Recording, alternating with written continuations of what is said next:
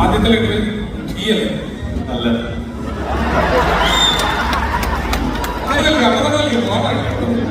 മനസ്സിലുണ്ടല്ലോ.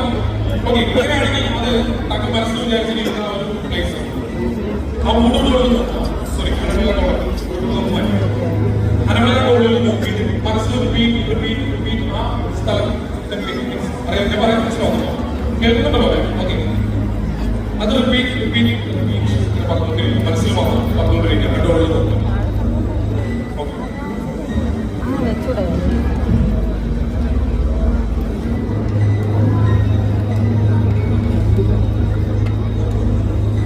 അത് തന്നെ പറഞ്ഞുകൊണ്ടിരിക്കുക.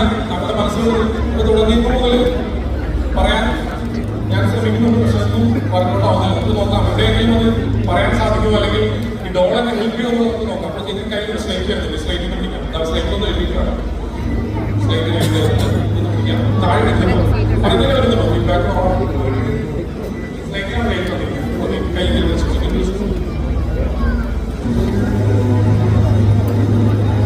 ഓക്കെ, താങ്കൾ മനസ്സിൽ റിപ്പീറ്റ് അങ്ങനെ പറഞ്ഞുകൊണ്ടിരിക്കാം. ഓക്കെ,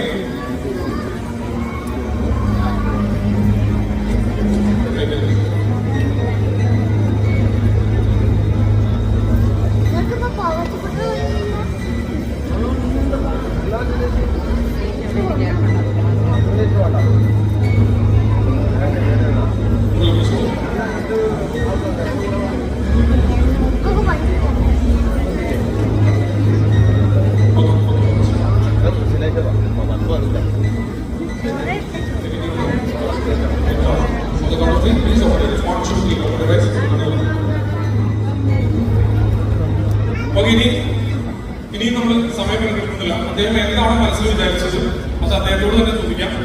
എന്തായിരുന്നു പ്ലേസ്? ബോംബെ. ബോംബെ അത് തന്നെയായിരുന്നു മനസ്സിൽ വിചാരിച്ചല്ലേ?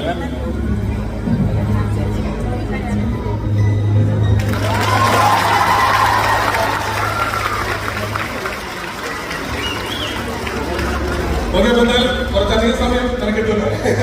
ഓക്കെ, ബന്ധത്തിൽ നല്ല കേൾക്കുന്നുണ്ട്.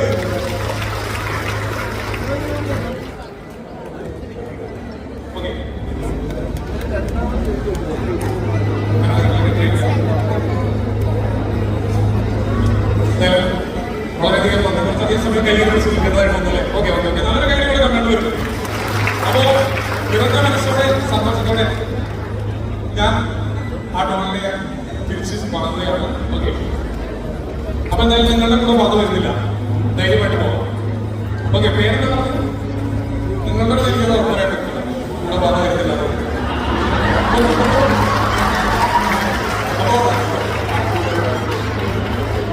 കാരണം ഇത് ഇന്ന് ഈ ഒരു പ്രോഗ്രാമിന് വേണ്ടി മാത്രം ഡിസൈൻ ചെയ്തൊരു ഷോയാണ്. സാധാരണ നിങ്ങൾ മനസ്സിൽ വിചാരിക്കുന്നത് നമ്മൾ പറയുന്ന കോൺസെപ്റ്റ് ആണ് മെന്റലിസം എന്ന് പറയുന്നത്. പക്ഷെ ഇന്നിവിടെ കൂടുതലായിട്ടും ഞാൻ അവതരിപ്പിച്ചത് എനിക്ക് ആവശ്യമായിട്ടുള്ള കാര്യങ്ങൾ നിങ്ങളുടെ മനസ്സിലേക്ക് തരിക എന്നുള്ളൊരു ദൗത്യമാണ് ഞാൻ ചെയ്തത്. അതായത് വേണ്ടി അവസാന 5 മിനിറ്റിൽ സർനായ സാർ പറഞ്ഞ ചില കാര്യങ്ങൾ, ആ കാര്യങ്ങളുമായി ബേസ് ചെയ്തിട്ട് ആ 5 മിനിറ്റിൽ അദ്ദേഹം പറഞ്ഞ കാര്യങ്ങളാണ് ഈ 2 മണിക്കൂറിനുള്ളിൽ ഞാനിവിടെ നിങ്ങളിലേക്ക് അപ്ലൈ ചെയ്യാൻ ഞാൻ ശ്രമിച്ചുകൊണ്ടിരിക്കുന്നത്. വിശ്വസിക്കാൻ സാധിക്കും, 6 മാസം പുറകിലാണ് നിങ്ങളെല്ലാവരും ഞാൻ കൊണ്ടുപോയത്.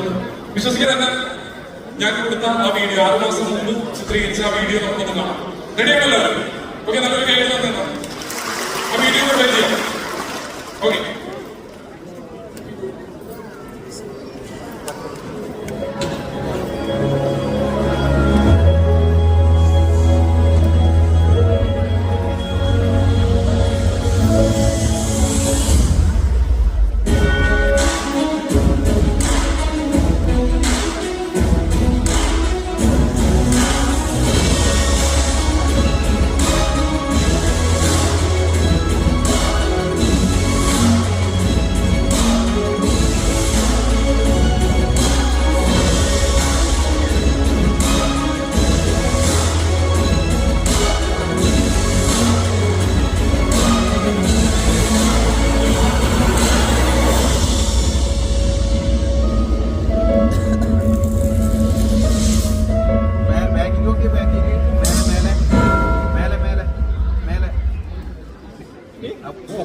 മറക്കാനാകുമ്പോൾ ഓർമ്മകളെന്ന് പറയുമ്പോൾ വർഷങ്ങൾക്ക് മുമ്പ് അബുദാബിയിൽ വെച്ച് പ്രോഗ്രാം ചെയ്തു. എൻ്റെ ഓർമ്മ ശരിയെങ്കിൽ അത് ഇസ്ലാമിക് സെക്രട്ടറി പ്രോഗ്രാമിന് ശേഷം ഒരു കൊച്ചും പിടിക്കുകയും ഓടി സ്റ്റേജിലേക്ക് വന്നിട്ട് എൻ്റെ ഒരു വൈറ്റ് പേപ്പർ അതിൽ എഴുതിയിരുന്നത് എങ്ങനെയാണ്, ലവ്, അതും ചുവന്ന ലെറ്ററിലാണ് എഴുതിയിരുന്നത്.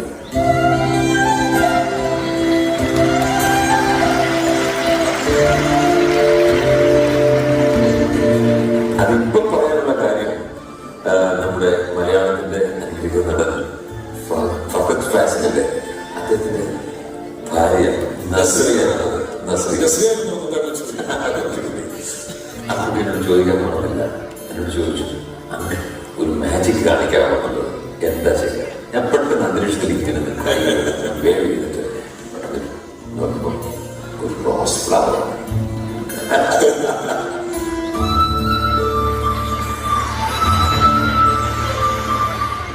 അങ്ങനെ റോസ് ഫ്ലവർ ആ കൊച്ചു നസ്രിയെ സമ്മാനിച്ചു. പക്ഷേ ഇന്നിപ്പോ ആ കാര്യങ്ങൾ പറഞ്ഞിട്ടവിടെ ചെന്ന് കഴിഞ്ഞാൽ ആ കുട്ടിക്ക് ഓർമ്മ തന്നെ കാണുന്നില്ലായിരിക്കും.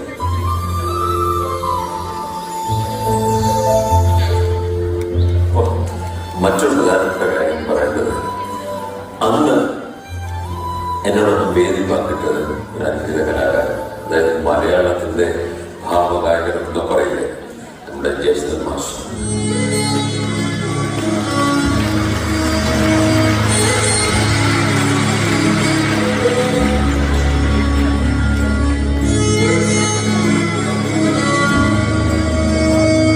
ഞാനും അദ്ദേഹത്തോട് മാജിക് അവതരിപ്പിച്ചു. ഞാൻ അദ്ദേഹത്തോട് പറഞ്ഞു, ആവശ്യപ്പെട്ടു ഒരു പാട്ട് മനസ്സിലാക്കണം. അദ്ദേഹം മനസ്സിൽ വിചാരിച്ച പാട്ടായിരുന്നു ആയിരം കണ്ണോളം. പക്ഷെ ഇത് അദ്ദേഹത്തിന്റെ പാട്ടില്ല, പക്ഷെ അദ്ദേഹം മനസ്സിൽ വിചാരിച്ച പാട്ടിലായിരുന്നു.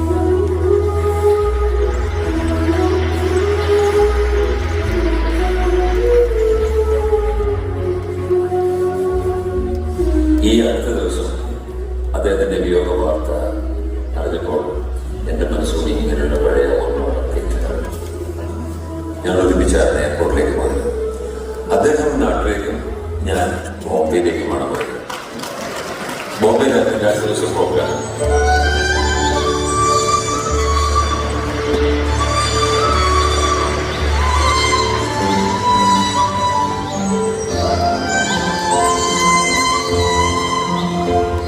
എയർപോർട്ടിലെത്തിയ ശേഷം ഫ്ലൈറ്റിന് വെയിറ്റ് ചെയ്തിരിക്കുന്ന അവസരത്തിലാണ് ഞാൻ ഒരു ചായ കുടിക്കാം, സ്നാക്സ് കഴിക്കാം. ഞങ്ങൾ നേരെ അവിടെ ഒരു റെസ്റ്റോറൻറ്റ്. അന്ന് ഈ ലോഞ്ച് ഫെസിലിറ്റി ഒന്നും നമുക്കറിയില്ല. പെട്ടെന്ന് ഞങ്ങൾ അടുത്തുള്ള ഒരു റെസ്റ്റോറൻറ്റിലേക്ക് പോയി സ്നാക്സും എന്തൊക്കെ സംതിങ് ഞങ്ങൾ കഴിച്ചു.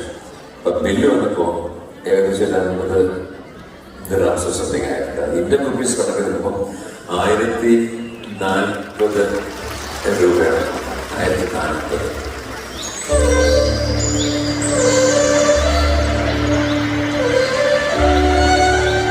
അത് ഞാനെല്ലാം അദ്ദേഹം ചെന്ന് കൊടുക്കുകയും ചെയ്തു. കഴിഞ്ഞ ദിവസം അദ്ദേഹത്തിന്റെ വിയോഗ വാർത്ത കേട്ട് കഴിഞ്ഞപ്പോൾ എന്റെ മനസ്സിലൂടെ കടന്നു പോയിട്ടുള്ള ആ ചില ഓർമ്മകളാണ് ഇതെല്ലാം.